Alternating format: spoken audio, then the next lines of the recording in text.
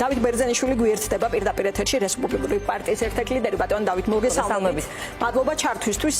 გითხარით მეორედ დაბრუნების წინ ამერიკულ ორგანიზაციებს უტევდა, ეხლა მესამედ დაბრუნების წინ რჩეულება რომ რჯულზე უმტკიცესია დაუბრუნდნენ ანტიდასოლურ პროპაგანდას ეკლესიის მცველების საფარქვეში. აი რადგან ამ ყველაფრის უკან და რატომ ახლა როგორ ფიქრობთ? მოგესალმებით, ხო, მეორე, მესამე, მეოთხე წალნი წავლენ და წამოვლენ და ასე გაილევა ივანიშვილი წასვლა-მოსვლაში ერთხელაც წავა, ეს ძალიან შორსაც არ არის ეს დრო და ვეღარ მოვა. ეს ის ვითარებაა, როდესაც ადამიანები, როდესაც ხდებიან ხელისუფალნი, ისინი ადეკვატურობას სულ უფრო და უფრო კარგავენ, ყველას ეს არ ემართება, სამწუხაროდ საქართველოში ეს ბევრს დაემართა. ბიძინა ივანიშვილი 2005 წელს ვედამასტიში ძალიან ამაყად ამბობდა, რომ მე ვარ მატერიალისტი და მე სიკვდილის მერე სიცოცხლის არ მჯერა და საკმაოდ აგდებული და მოკიდებულებასაც კი ავლენ და მორწმუნე ნორმალური ადამიანების მიმართ.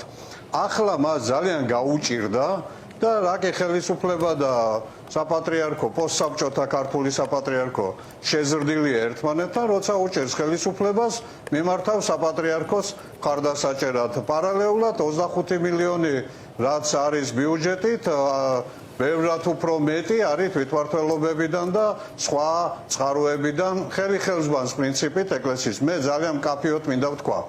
ეს არ არის წმენის საკითხზე დავა. მე ვარ პირველი ქართველი ავტოკეფალიის აღმდგენი სამი პატრიარქის ეკლესიის გულშემატკივარი და მე კირიონის, ლეონიდეს და ამბროსის რუსეთის იმპერიასთან, მის ყველანაირ გამოვლინებასთან, მეფის იმპერიასთან, წითელ იმპერიასთან მებრძოლი პატრიარქების ეკლესიის გულშემატკივარი ვარ. საქართველოში დადგება ის დრო, როდესაც საქართველოს მართლმადიდებელი ეკლესია მის წიაღში მყოფი, დღეს უმცირესობაში მყოფი სასულიერო პირები, სინოდშიც არიან ასეთებიც და უფრო დაბალი იერარქიის სასულიერო პირებიც არიან, ისინი შეძლებენ გათავისუფლებას სახელისუფლებო წნეხისგან, სახელისუფლებო პოლიტიკისგან. ბატონო დავით, თქვენ ისაუბრეთ ივანიშვილის განწყობებზე, სწორედ რელიგიურ კონტექსტში. დღეს როგორც ერთ-ერთმა პოლიტიკოსმა თქვა, რაში დასჭირდა ქართულ ოცნებას საარჩევნო კამპანიაში ქრისტეს ჩართვა. იცით რა, არ არსებობენ ხელუხლებელი პიროვნებები, რაოდენ დიდი ავტორიტეტის მქონეც უნდა იყოს ის. როდესაც სიტყვა გაექცა საქართველოს კათოლიკოს პატრიარქს და სტალინი მორწმუნედ გამოაცხადა და შემდეგ გაჯიუტდა ამ შეცდომაში, ეს რა, ჩემგან კი არ გაუგია ქართულ საზოგადოებას. მეო სტუდენტი ვიყავიო, სემინარიისო, ვტიროდით ყველაო, სტალინი რო გარდაიცვალაო და ბევრს გვიყვებოდაო, ბევრსო ჩვენი რექტორიო, სტალინის მორწმუნეობაზეო. მერე აგერ ახლა ბოლო დროსაც დაადასტურა მისი პოზიცია, რომ სტალინის სიცოცხლის ბოლოს განსაკუთრებით მორწმუნე კაცი იყო.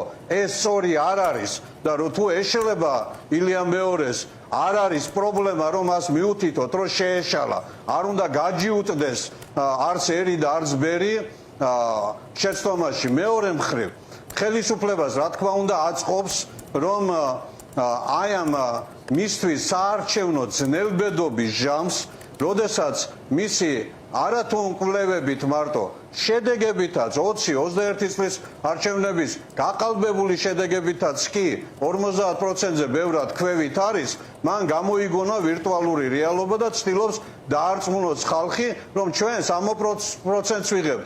ჩვენ საქართველოს საპატრიარქოს ვიცავთ, ბიძინა ივანიშვილი ჩვენგან იცავს საპატრიარქოს და ეკლესიას და არ არის ეს ბუნებრივია, ადეკვატური და ნორმალური. აქვე მინდა ვთქვა, არ უნდა იყოს ადამიანი არჩევანის წინაშე თავისუფლება უნდა თუ მონობა უნდა.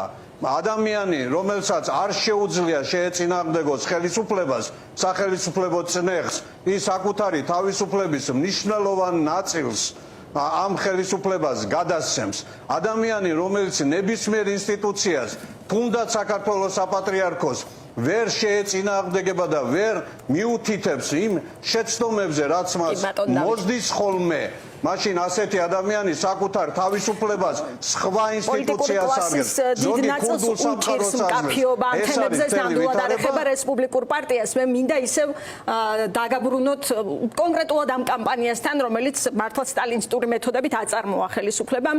გითხარით თქვათ, რატომ ბექამინდიაშვილი, რატომ ტოლერანტობის ცენტრი, რა პრობლემები ქონდა ამ განცხადებებს შალვა პაპუაშვილის მხრიდან, რაც მოვისმინეთ რაღაც ურთიერთგამომრიცხავსაც თუ უკან არ დახევასაც. აი კონკრეტულად ამ ფოკუსითაც რატომ წავიდა ეს თემა ამ მიმართულებით? ხო, ნუ ახლა სამიზნეები გაიჩინეს რა, ბექამინდიაშვილი გაჩნდა, ნუ ერთ-ორ დღეში აგერ მე გავჩნდი და ბიზინა ივანიშვილის პერსონალური დავალება ამაშве დარწმუნებულია, როცა დაეწყო მთელი რიგი, ვოლსკი, პაპუაშვილი და ასე შემდეგ, ყველა უპატაკებს ივანიშვილს, ძალიან მწარეთ მოხვდა ივანიშვილს ბექასგანაც, ჩემგანაც, ბევრი სხვისგან, რომანისგან მოხვდა, იმიტომ რომ იმ სფეროში ჩაყო ცხვირი, რაში წარმოდგენა არ აქვს. და როდესაც ჩალვა პაპუაშვილი თეოლოგიაზე ეკამათება ბექა მინდიაშვილს, ეს ხო სასაცილო, ეს ხო ღიმილის მომგვრელია. იმიტომ ერჩიან ტოლერანტობის ცენტრს, იმიტომ ყავთ სამიზნე ფიგურები შესატევად, როგორც საეკლესიო სასულიერო სფეროში თეოლოგებთან აგერ ბექამინდიაშვილი არ არის ერთადერთი. გურამ რუსმანაშვილსაც შეუძლიათ შეუტიონ, ბარდოვსაც შეუძლიათ შეუტიონ, შეუძლიათ გიორგი ტიგინაშვილს შეუძლიათ შეუტიონ, მაგრამ ეს შეტევა იქნება ფუჭი და ყალბი, იმიტომ რომ ცოდნა და სიმართლე არ არის პაპუაშვილის და მისთანების მხარეს. იმ ხალხის მხარეს არის, ვინც ძლიერია თავის რწმენაში. აი ეს არის ერთი ეს, მეორე ორბანისტული მე ხას უსვამ. ყველა ასოც გამოვკვეთ მკაფიოდ ორბანისტული დამოკიდებულება აქვს ევროკავშირის და ნატოს მიმართ საქართველოს ხელისუფლებას. ბიზნეს მიაჩნია, რომ ორბანს თუ გაზდის, მე რატო არ გამივაო.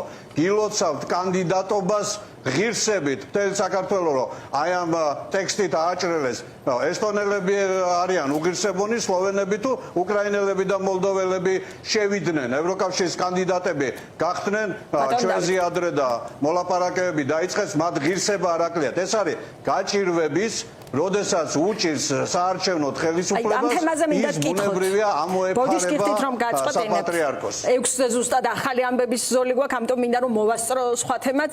ივანიშვილის მესამედ მოსვლის შემდეგ მგონი არ მოგვისმენია თქვენი შეფასება, ყოველ შემთხვევაში ჩვენს ეთერში ნამდვილად არა და კიდევ ერთხელ გითხარით თუ ეს სხვაგან უკვე იყო თქვენი შეფასება მის მოტივებზე. აი რამ აიძულა მას რეალურად საჯაროობა ჩრდილიდან გამოსვლა დროებით მაინც როგორ ფიქრობთ, სად დავინახოთ ივანიშვილის მოსვლის ეფექტი? ჩანს კი რაიმე ეფექტი ოცნებაზე თუნდაც მისი მოსვლის შემდეგ? ნუ ივანიშვილი საკმაოდ აკვიატებული კაცია და ამიტომ მისი მოტივები არ არის ჩვეულებრივ ლოგიკურ სივრცეში თავიდან ბოლომდე ახსნადი ჩემი აზრით. ყოველ შემთხვევაში ჩემზე ის ასე შთაბეჭდილებას ტოვებს, მაგრამ გაჭირვებისა მოტივი შეიძლება ასეთ კონდეს თუ ისეთი აქვს, მაგრამ არის გაჭირვების.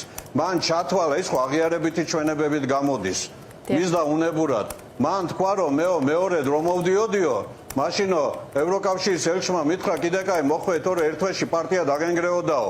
მერე თქვა რომ მეო წავედიო და არაფრით არ მოbrunდებიო, თუ რაიმე საშინელება არ მოხდაო და ხა დაბრუნდა. და თან თქვა რომ კი ეხლა საჭირო არის რომ თვითონ იყოს ის რაღაცა წმინდანი, შეუმცდარი, რომელიც დაიცავს კორუფციისგან, მომხვეჭელობისგან, თურმე უკონკურენტოდ დარჩენილ ქართულ ოცნებას. ანუ ბიზინა ივანიშვილისთვის ინსტიტუციები კი არ არის, თავად თვითონ არის ინსტიტუცია. ბიზინა ივანიშვილის შეცდომა არ მოსდის. იმიტომ რომ როდესაც მას საკადრო შეცდომები გამოუვიდა ბევრი, ერთ პრეზიდენტი, მეორე პრეზიდენტი, თვითონ ხო უკმაყოფილოა და ასე თulis და კიდევ ბევრი სხვა ერთ პრემიერი, მეორე პრემიერი. ასეთ ვითარებაში ის რა თქმა უნდა პოულობს ფსევდო არგუმენტებს, რომ სხვები გამოაცხადოს დამნაშავება და მოღალატეება და კურიოზებად.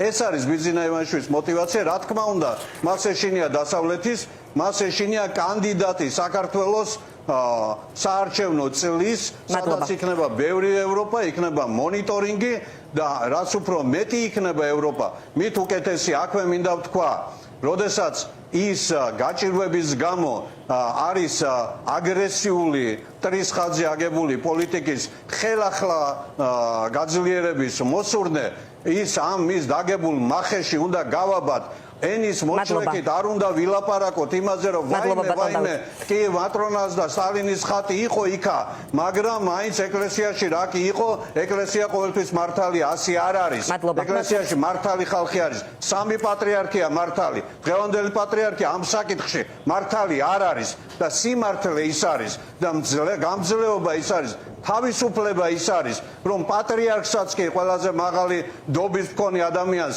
უთხრათ პირდაპირ, რომ შეგეშალა. მადლობა ბატონ დავით. ხო წაიღეს უკან თავისი მატრონა.